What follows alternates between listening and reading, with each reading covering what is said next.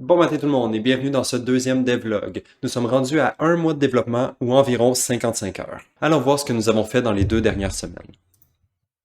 Premièrement, nous avons grandement amélioré le build system. Il est maintenant possible de sélectionner les objets que nous avons déjà bâtis, de les déplacer, de les tourner et même de les détruire si nous voulons. Nous avons aussi ajouté un petit offset entre la position du doigt du joueur et de l'objet lors des déplacements. Sinon, le doigt cachait la majorité de l'objet pendant le déplacement et ça rendait le positionnement plus difficile. Ensuite, nous avons mis en place le système de ressources. Donc, si le joueur tape sur un objet qui permet de générer des ressources, ces ressources apparaissent dans le monde. Comme ces ressources utilisent la physique, elles tombent sur le sol puis restent actives pendant quelques secondes. Ce n'est pas encore implémenté, mais l'objectif est que le joueur puisse interagir avec ces ressources lorsqu'elles sont sur le sol avant qu'elles disparaissent. Lorsque les ressources disparaissent, elles incrémentent la quantité de ressources que possède le joueur en ce moment, comme vous pouvez le voir en haut dans le coin. La prochaine étape sera de faire en sorte que le joueur utilise ces ressources lorsqu'il place de nouveaux éléments dans le monde. Dans le but de rendre cette vidéo un peu plus intéressante, nous avons aussi modélisé quelques nouveaux assets. Ces assets ne sont pas dans leur forme finale, mais ils servent de placeholder pour l'instant. Ça me permet aussi de me réhabituer à faire du modeling, puisque ça fait très longtemps que je n'ai pas touché à ces trucs d'artiste.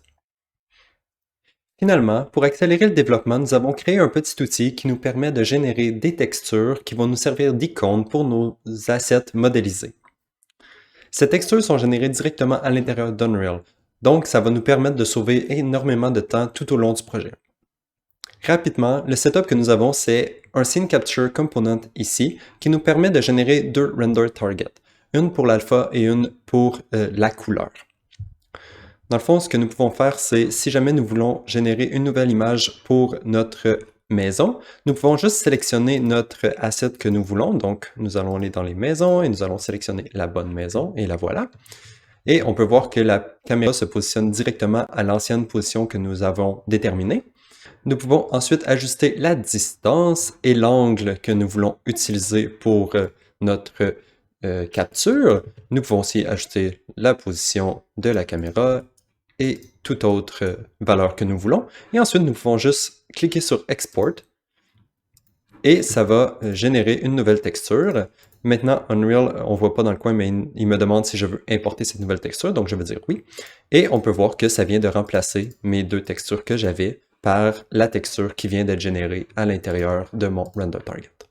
Comme j'ai déjà mentionné, le procédé est très simple, mais comme nous allons devoir générer beaucoup d'icônes pour tous nos assets, nous ne voulons pas perdre beaucoup de temps à aller dans Photoshop à chaque fois que nous voulons créer une nouvelle icône. Et voilà, je crois que ça fait le tour de tout ce qui a été développé dans les 2 dernières semaines. Comme toujours, laissez-moi savoir ce que vous en pensez. Merci d'avoir regardé et on se revoit dans la prochaine. Bye bye.